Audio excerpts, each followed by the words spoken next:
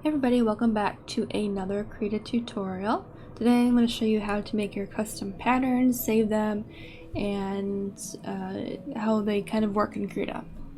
So just to make life easier, I'm going to use a texture template. Now, the overall size of the texture template, or the size of your canvas, the overall size of your canvas does not affect the final appearance of your pattern.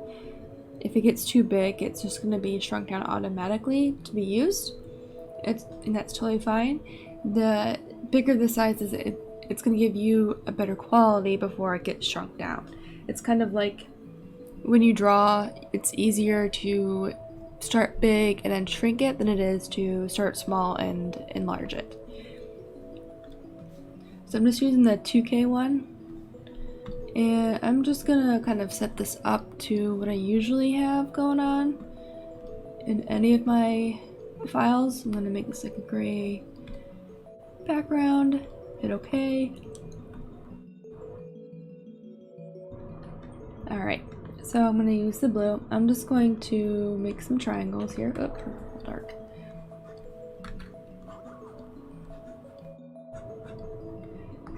Not really making this perfect. This is just for you to see. Make some variation here.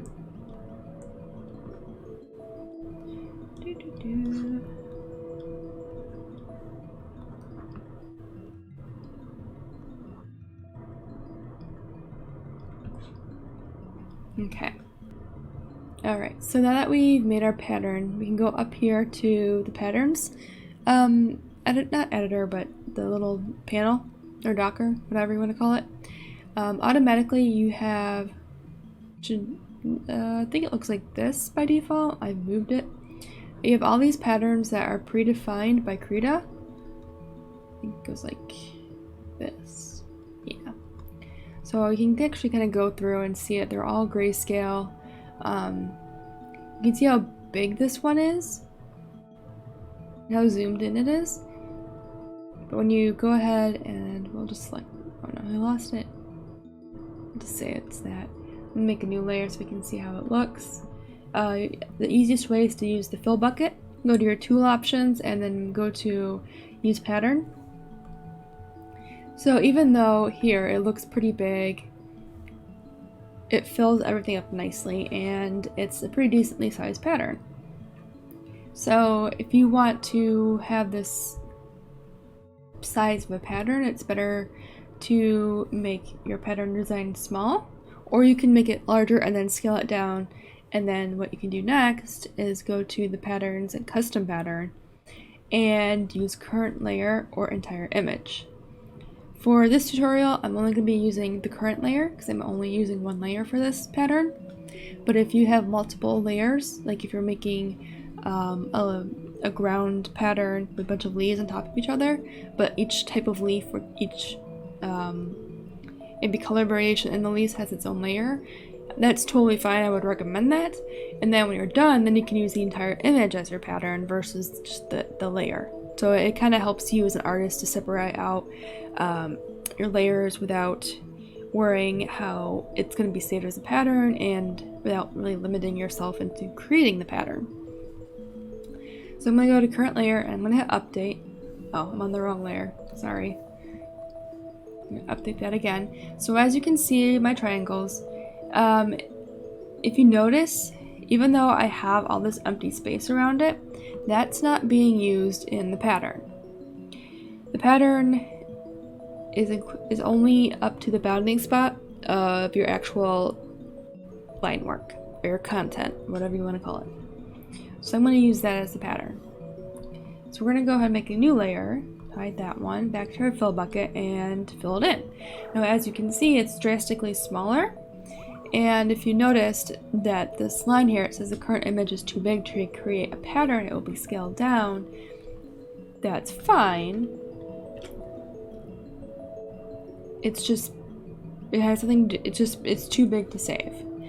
And that's fine. So for the most part, this is a pretty nice pattern, but as you saw when I hit the wraparound mode, For me, it's hotkey W. I don't think that's in the newer versions. You can see that it's not really lining up.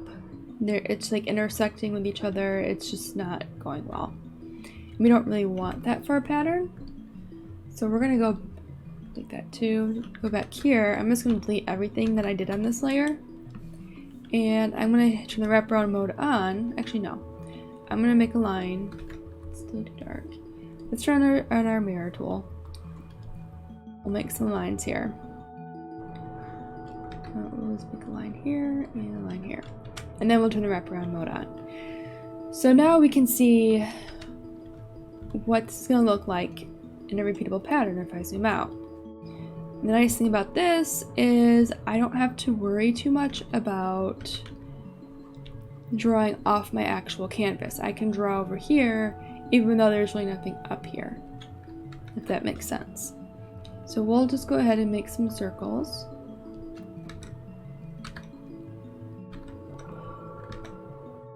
Close enough. And even with my symmetry on, I'm still getting some fun detail here. We'll make this. Let's make some crazy patterns. Sure.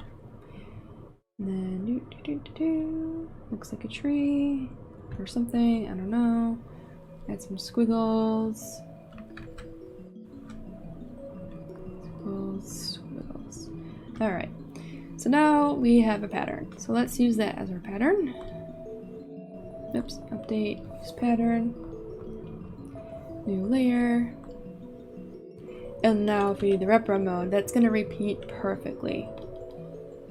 There's no seam, well, apart from, you know, being a sloppy pattern, there's no actual seam that you can really tell if you don't, if you haven't made this, if you're not looking for it. Like, obviously I know this is the center and this is the center just because it's not perfectly clean, but for a proper pattern you're building, whether it's brick or whatever, you probably will have trouble seeing it, which is kind of that is what you want with the pattern. So, and if you want to save this, because right now, even though I have it set to use this pattern, I never save this, so it's not here. So to save this, if you want to use it in other works of your art, you want to add it to your predefined patterns. And if you go back to patterns, it will always, well, it should be here. Let me go back here, unless it's going to be up here somewhere.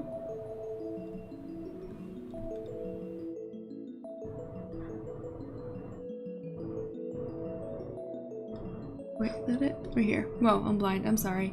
I can't see it because of the blue. Alright, so there it is. So now if we go back. Excuse me. There it is. Now, like I said, if you want to change the color, you're going to have to make a new layer. Let's see what the red does. Oh, whoops. I don't want the pattern. And do this.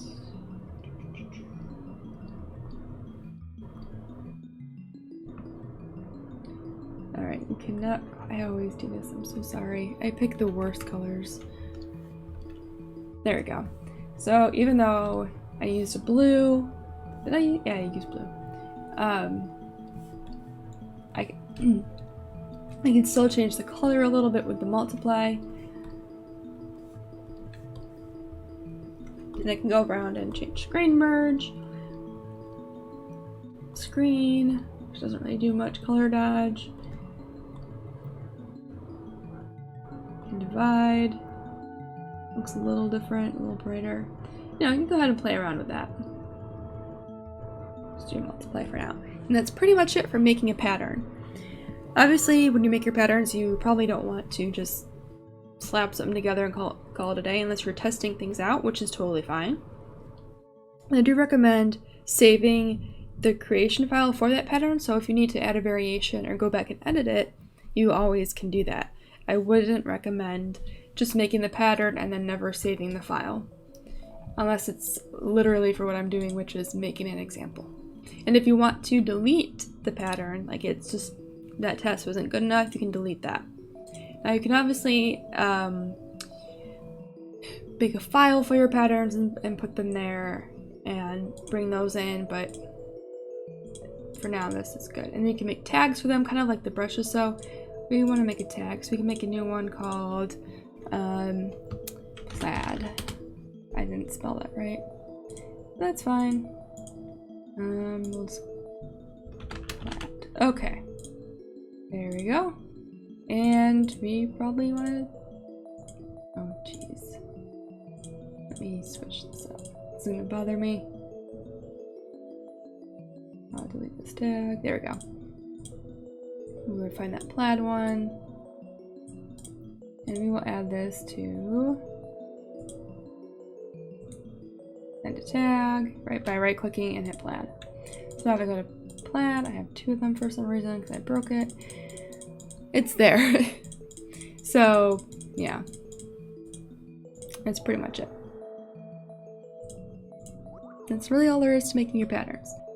Yeah, alright, so that's pretty much it for this video. If you guys have any questions, as always, ask me in the comments below. If this helped you out, definitely let me know that as well. Make sure to like and subscribe, and I will see you guys in the next video.